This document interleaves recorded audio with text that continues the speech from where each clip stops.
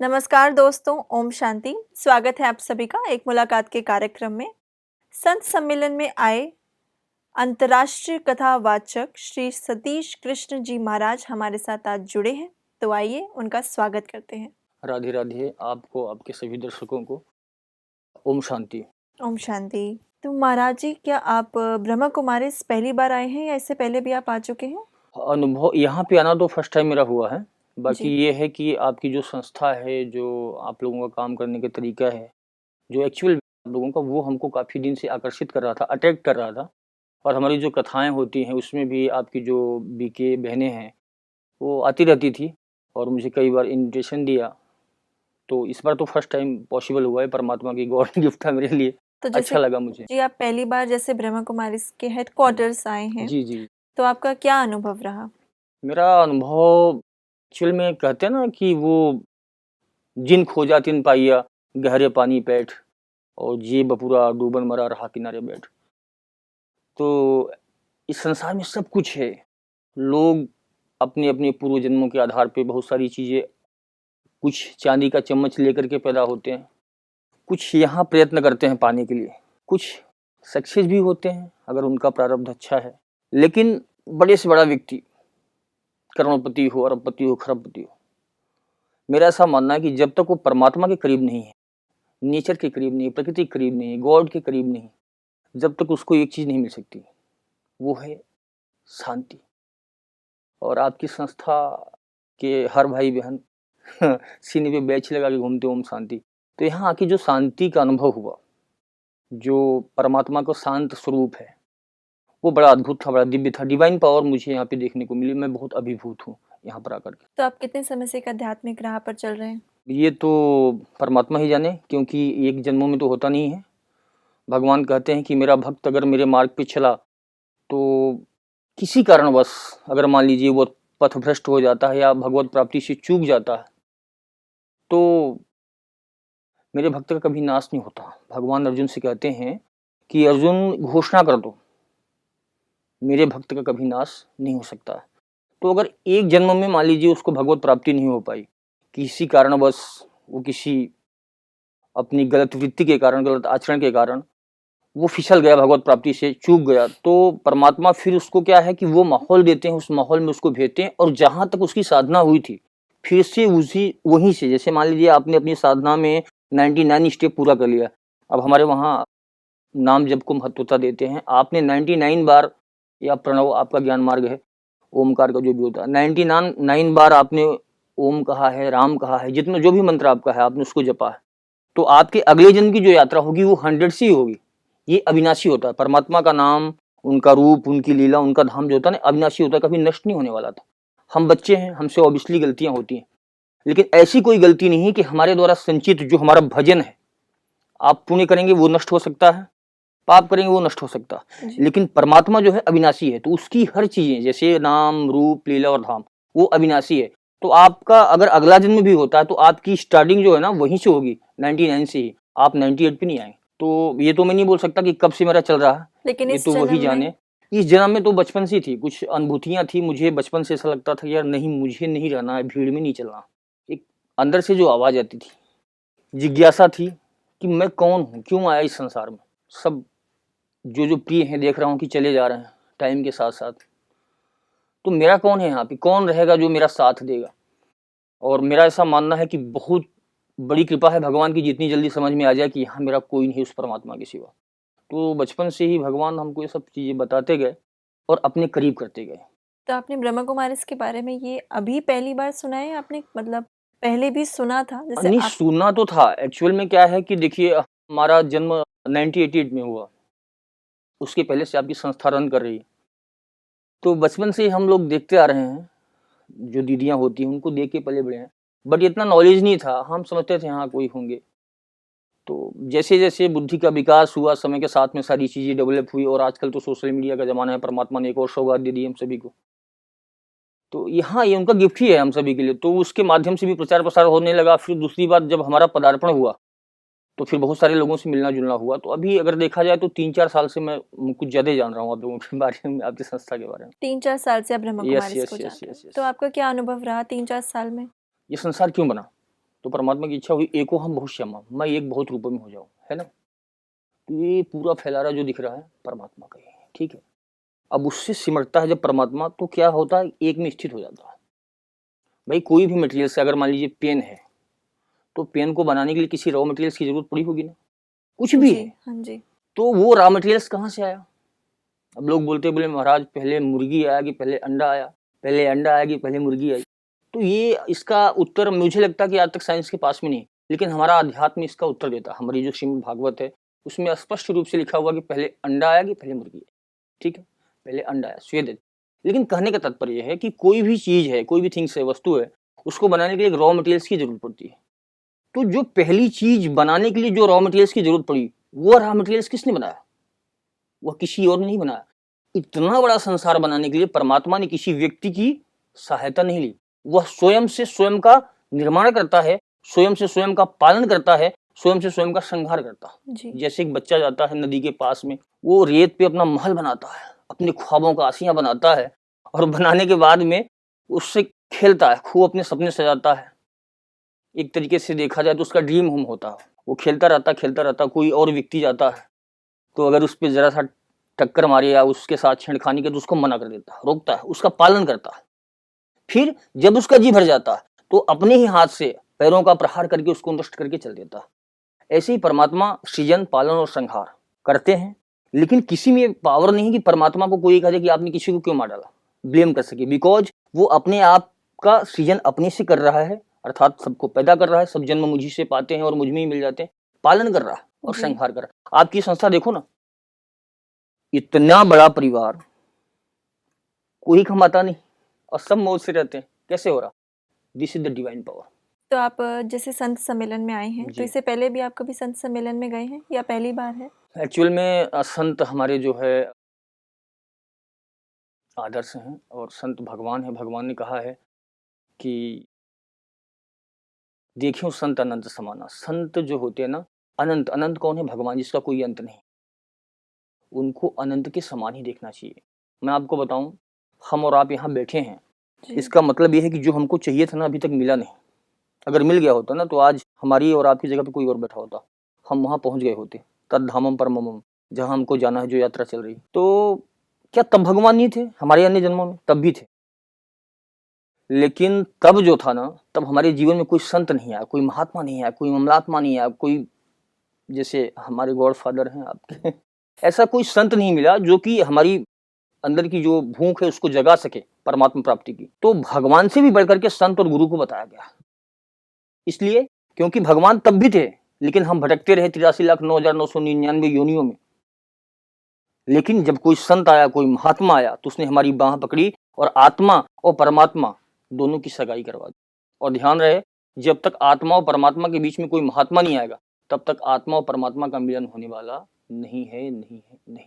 तो संतों के प्रति श्रद्धा तो बचपन से ही थी। हाँ, ये बात अलग थी कि ज्यादा सम्मेलनों में मुझे सम्मिलित होने का अवसर नहीं मिल पाया है, और ये अपने आप में ये अभी तक का मेरी लाइफ का सबसे बड़ा महोत्सव था, बहुत बड़ा इवेंट था। उसके लिए मैं आपकी ओम शांति संस्था को बहुत बहुत धन्यवाद देता हूँ। तो आप जैसे इतने बड़े संत सम्मेलन में आए, तो बहुत से जगह से आए हुए संत से आपकी मुलाकात हुई होगी, तो उसमें आपका क्या विचार है? हाँ, बहुत अच्छा क्वेश्चन। एक्चुअल में क्या है कि अभी हमारे वहाँ जहाँ से मैं बिलोंग करता हूँ, तीर्थराज प्रयाग से, वहाँ पे हमारे सनातन का भी बहुत बड़ा मेला आपने देखा आयोजन हुआ था, महाकुंभ। जी। तो वहाँ पे जो है, क्या इसके पहले कुंभ नहीं लगता था आपको मालूम है? लेकिन शायद हम लोगों की कमजोरी रही है, हम सनातनियों की, कि हम जो हमारे पास है, जो धरोहर है, जो गिफ्ट है, गॉड गिफ्ट ऑलरेडी पहले से है, उसको हम प्रेजेंट नहीं कर पाए अच्छे से, है ना, नहीं कर पाए। और इस बार कुछ ऐसा गॉड गिफ्ट हुआ, कुछ परमात्मा की ऐसी शक्ति थी। परमात्मा कहते हैं मैं बैलेंस करता हूँ, यदा यदा हि धर्मस्य ग्लानिर्भवति भवति भारत अभ्युत्थानम् धर्मस्य तदात्मानं सृजाम्यहम्। तो परमात्मा क्या करते हैं, पाप और पुण्य दोनों एक साथ में चलते हैं। ऐसा कभी नहीं होगा कि इस धरती से पाप खत्म हो जाए जी, क्योंकि हीरो और विलन दोनों का होना जरूरी है, नहीं तो कोई मतलब ही नहीं स्टोरी में। तो पाप भी साथ साथ चलता है और पुण्य भी साथ साथ चलता है। भगवान क्या करते हैं, जैसे बचपन में आप स्कूल गए होंगे तो आपने देखा होगा एक लाइन खींच दी जाइए, उसको बोलना आपको इसको मिटाना नहीं है, इसको काटना नहीं है, लेकिन इसको छोटी करना। कैसे करेंगे? इरेजर से। नहीं, बिल्कुल नहीं। उसके नीचे एक बड़ी सी लाइन खींच देंगे क्या करेंगे, तो ऑटोमेटिक ऊपर वाली लाइन छोटी हो जाए। ऐसे ही जब पुण्य की अपेक्षा पाप धरती पे बढ़ जाता है तो भगवान उसको बैलेंस करने के लिए आते हैं। क्यों? क्योंकि रामो धर्मवान विग्रह, भगवान स्वयं धर्म है। धर्म कौन है? स्वयं भगवान है ना। धर्म जो है भगवान के हृदय से प्रकट होता है, पाप अर्थात अधर्म जो है भगवान की पीठ से उत्पन्न होता है। ये दोनों भाई हैं। अगर एक ही रहेगा तो फिर युद्ध हो ही नहीं सकता, द्वंद्व हो ही नहीं सकता, फिर इंटरेस्ट बढ़ेगा ही नहीं, सब शांत हो जाए, पिक्चर ही खत्म हो जाएगी। पिक्चर बनाने के लिए हीरो और विलन दोनों का होना जरूरी है। ऐसे पूरा संसार जो है जगत नाट्य वैभव, ये मंच है पूरा संसार, और हम सभी नाटक में लगे हुए। शायद हम लोगों की कमी रही कि हम लोग जो प्रेजेंट करना चाहिए था, सनातनी कहीं न कहीं सो गए थे, वो भगवान भरोसे थे। लेकिन भगवान भी कहते हैं, मैंने माना अहिंसा परमो धर्म, हम लोग अहिंसा परमो धर्म की बात करते हैं, लेकिन भगवान के ही वचन है। भगवान अर्जुन को कह रहे हैं, मम स्मरण युद्ध च, युद्ध मीन्स कर्म। अर्जुन तो सिर्फ मीडिएटर है। क्या है? मीडिएटर है जी। हम सभी अर्जुन, और अर्जुन को जगाने का काम किसने किया? भगवान ने।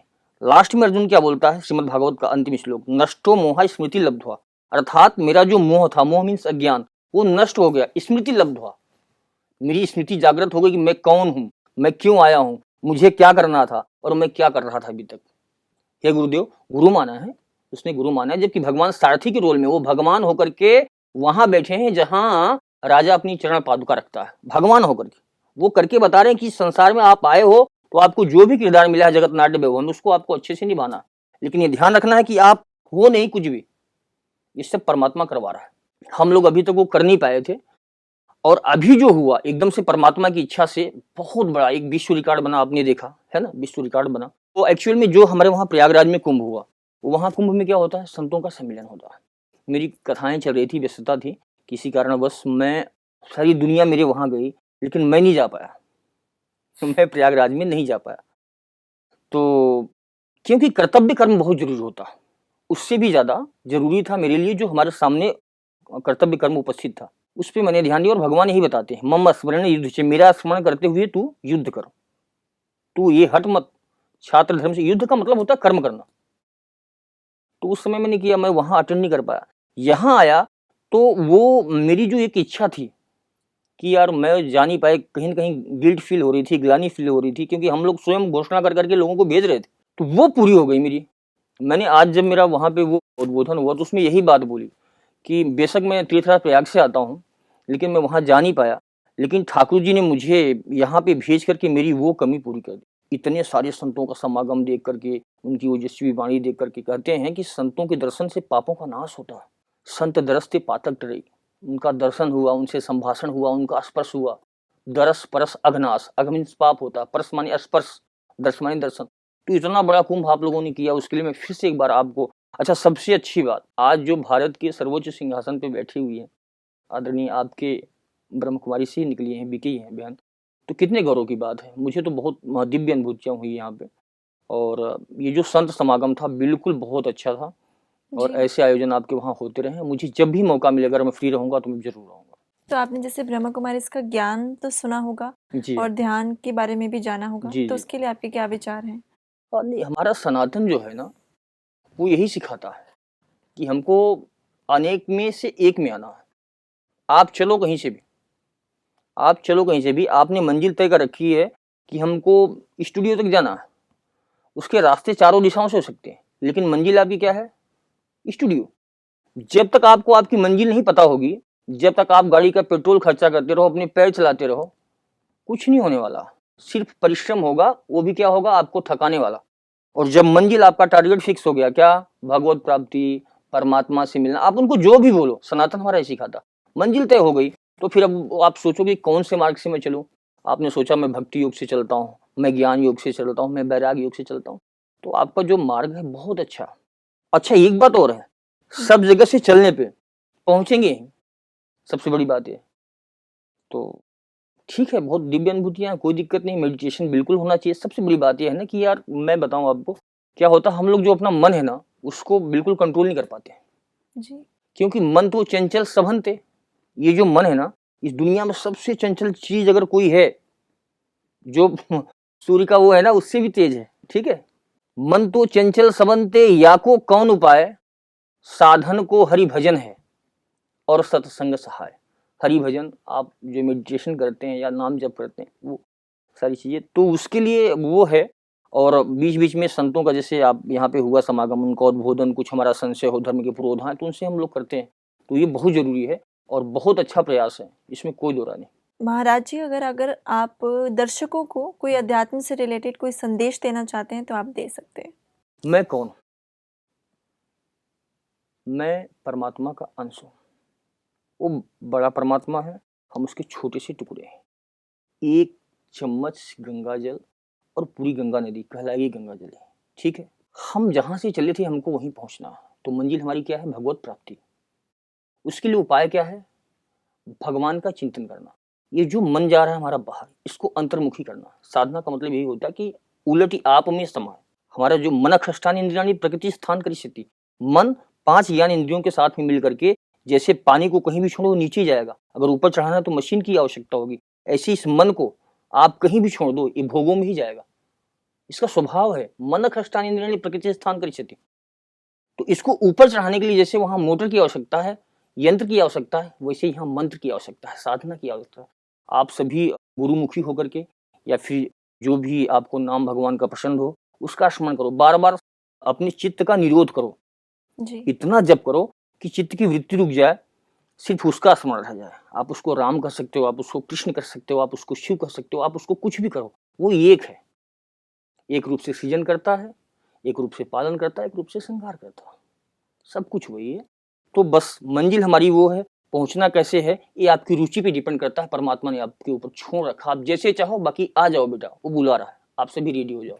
आपने बहुत ही अच्छा बताया एक तरीके से जी। कि किस तरीके से कि हम गृहस्थ और बाहर दुनिया में रहते हुए भी परमात्मा को याद करेंगे तो हमारा जो मन बाहर भाग रहा है उसको हम एक तरीके से कंट्रोल कर बिल्कुल सकते हैं। बिल्कुल बिल्कुल। साधना बस इतनी सी है कि जो हम इधर बाहर जा रहे हैं उधर नहीं जा करके अंदर, हमारे अंदर वो सारी अंतर्मुख चीजें जा करके यस हम यस उसे यस कंट्रोल कर सकते हैं। कंट्रोल कर सकते हैं। और अंदर पहाड़ भरा पड़ा जी।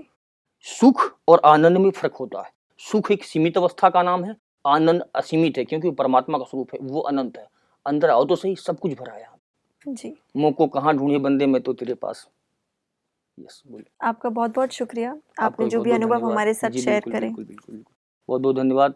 राधे राधे, जय श्री कृष्णा, जय श्री नारायण, ओम शांति आप सभी को। ओम शांति। तो दोस्तों, आज महाराज जी से हमें बहुत ही प्रेरणादायक संदेश ये मिला कि हमें किस तरीके से परमात्मा का चिंतन करना चाहिए। जितना हम परमात्मा का चिंतन करेंगे उतना हम अपने मन को कंट्रोल कर सकेंगे। दूसरा, हमने उनसे ये जाना कि हम सभी अर्जुन हैं और अगर हम अपने आप को अर्जुन समझेंगे तो हम सच्चे ज्ञान को अपने जीवन में अर्जन कर सकते हैं। तो फिर मिलेंगे आपसे नए अतिथि के साथ हमारे प्रोग्राम एक मुलाकात में। अभी दीजिए हमें इजाजत। ओम शांति।